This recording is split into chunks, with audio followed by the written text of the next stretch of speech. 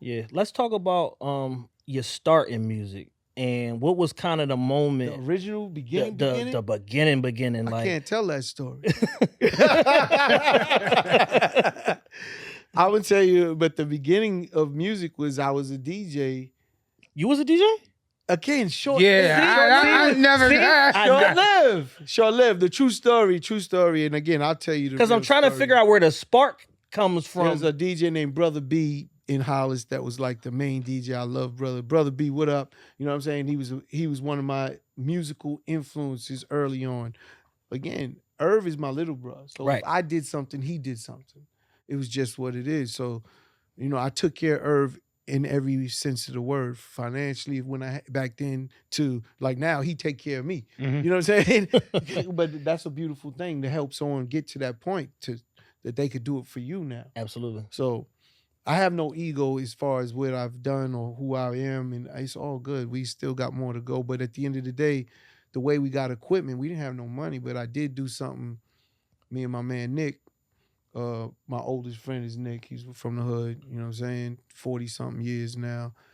Well, not my oldest, sorry. Kylie's my oldest friend. Nick's my second oldest friend, over 40 plus years. And someone told us, they gave us a line on something. Right. Did what needed to be done to get They what gave was us a line on something. So I said, we going to do it. So me and Nick, we get our things and we go to do it. We get in this crib, do what we have to do who's in the crib. But the what we there for ain't there. Irv don't even know this story. I never told, this is my little brother. I never put Irv in any situation. I took care of any beefs. I would fight two niggas until Irv watch. Like, it's my little brother. Right. He got older. When he got into high school, he started wanting to get active. But I didn't want him to know any of the things that I was doing. Right. This was one of them. He just knew I had equipment. Because I didn't want to go to this crib. Equipment is the best. I didn't want to go to this crib, right? I didn't want to go to this crib and come out with nothing. I said, Nick, I ain't leaving here with nothing. And I see the turntables, the speakers. And boom, we got equipment. Now we a musical fan. Now I'm DJing and shit.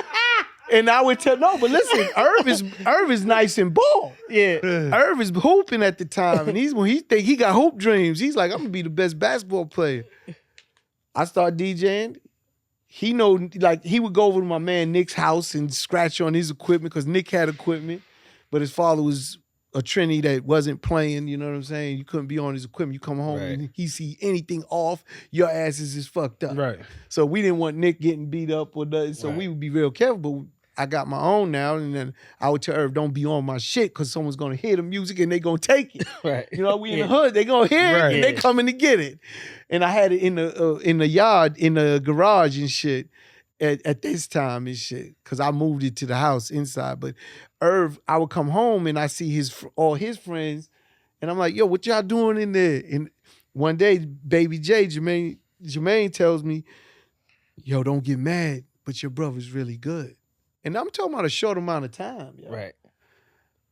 I go rope open the garage. I said, what the fuck you doing in here? I told you stay off my shit. Everyone quiet. All the niggas in there quiet. And then next thing you know, I said, let me see what you got. This nigga started doing everything, man. All the tricks, backspinning, elbows, and handcuffs. Real rap. Yeah. That was the last day I ever DJ. When I seen Irv you was got that it. good. Yeah, that's your shit. I would just buy records. I'm gonna go get some chains. No, and then what I did is I got him in the park, which was Jamaica Park. If you were from Hollis and you know about Jamaica Park, that was like every night, block party, thousands of people in the park, and Irv became the DJ for the park. So that grew us in Hollis. Then we put together a little rap group. I was managing them. Yeah. And him in the group, and I would bring Irv to battle all the DJs. That's how we got to meet Clark Kent and all of them. We went to Union Square. Irv won every fucking battle. The nigga was nice. I never. And then, this is crazy. and then Irv had to go against, which we never got official. Damn, Graham, man, what's his name? It's gonna come to me. I'm so bad, man. I'm sorry. He's Southside. He was Southside DJ. Man, I'm sorry. And this my man. It's just my mind. I'm just thinking. He's the main DJ for Southside. Got it. And here's Irv. They got a battle because that's what Brother B would battle, but he was losing to him all the time. Right. And then next you know, we got to that point. But Irv, we started getting bigger and bigger, doing more shows, getting money. Irv was DJing at Club Nels I'm gonna say at 17, 16.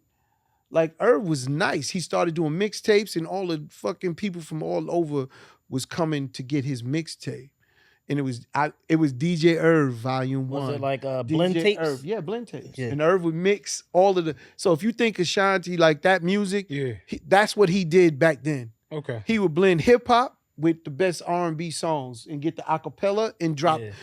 Nobody beats the beat that doom, and have a singer Leo Hathaway singing, or Leo Hathaway singing on top of that, and it was like, yo, and all the let's call them influential people in the hood Right. was lining up to come get it. I mean, my moms would see him like, what's going on, and we had to keep them outside, and they coming to get the tape. Once I finished the tape, we pressing up copies, and if you wanted a special copy, like if you was a bigger dude, What that run you? a special 100, 100. 150. You know what I'm saying? For a one of one, some got costly, some went up to 500 as he got bigger. But 100 was normal for a special copy that no one else would have. The rest was all buying NFTs, didn't even know what was happening. Yo. You understand? Uh, You understand? Like crazy. And Irv really ran that shit up, and then music just led from one thing to the next. Yeah. But that's the absolute inception is when I got that equipment. Because if I don't do that, God works in mysterious ways. If I don't do that, who knows if we ever go into music? Exactly. Right. Who knows? I was doing construction at one point where that's what I was doing to feed the family and everything. You know what I'm saying? It's like, who knows? Irv went on his own, and then he got going in music and tells me, yo, I need you to come and help me. Which would help was running his production company. Right. We didn't have a label. It was a production company, and that's what I did. So let's talk about Top Dog Production. That's Top Dog. That's it. In the that, original Top Dog. Not the LA. No offense. Shout out TDE. No offense, guys, but the first Top Dog was Irv Gotti. Who was around at that time, artist wise, other producers, managers, influential people? Who's around? Like, let's try to like set the scene for the people for what's going on around. And what year was this? Man, I'm so bad with timelines, but we're talking about, if we go into the original, we went into Blunt Records. That's in like the mid 90s. Like 94, I was going to say 93, 95? 94. Earlier than that. Earlier than that? It's probably like 93, actually. Yeah. Probably 93, 92, starting it in Blunt Records with a guy named Mike Geronimo. It might be a little bit later. Mike Geronimo. Yeah, shit's real. The crazy part, I was just talking to someone about that. That video I paid for. I got up money, and the way I paid, back then videos was very expensive because you had to buy film. Right. Mm-hmm. But the guy who did our video, Hype Williams. Shout out Hype Williams. Yeah, You know what I'm saying? Hype We knew for Hype sure. forever. He Yeah. was working at Ralph McDaniels. He actually was stealing the film for us. And that's how he rented the cameras with the money I gave him, which was 5 racks. Mm-hmm. He rented the cameras, but he took all the film because Ralph McDaniels was shooting the Jodeci video. It's funny, true story, you mentioned Mike Geronimo, 7th grade. I came up here to get sneaks. Me and my mom used to always come up here to get sneakers. We were on a block that was, we might have been on Canal Street. Probably on Canal. Long story short, I remember walking down the street and a guy was playing music, mixtapes and shit on the joint. And I heard somebody say, "Cut so sharp, it feel like sensei." And I was like, what the fuck was that? It was Mike, and I got the Mike Geronimo tape when I was up here and shit. But I remember that moment, getting a Mike Geronimo tape. Yeah. It's crazy. But that's really when he did that, and man, he found Mike Geronimo at Bayside High School talent show. Yeah. For high school. Damn. That's where he found him, and he said, "You want to make a record?" Irv is a visionary. I take, if what I said is when you're pushing that boulder up that hill, Yeah. put your hands on the boulder. Whether you understand it or not is not the point. Yeah. It's if you believe in that person, Get and back it's here gonna and go push. there. Let's go. Yeah. You're gonna end up in a great place, and that's what happened. So overall, at that time period, how important would you say was Mike Geronimo to helping y'all push y'all vision forward? And Mike Geronimo was very instrumental because, Mike, we was on a little label called Blunt Records or TVT Records.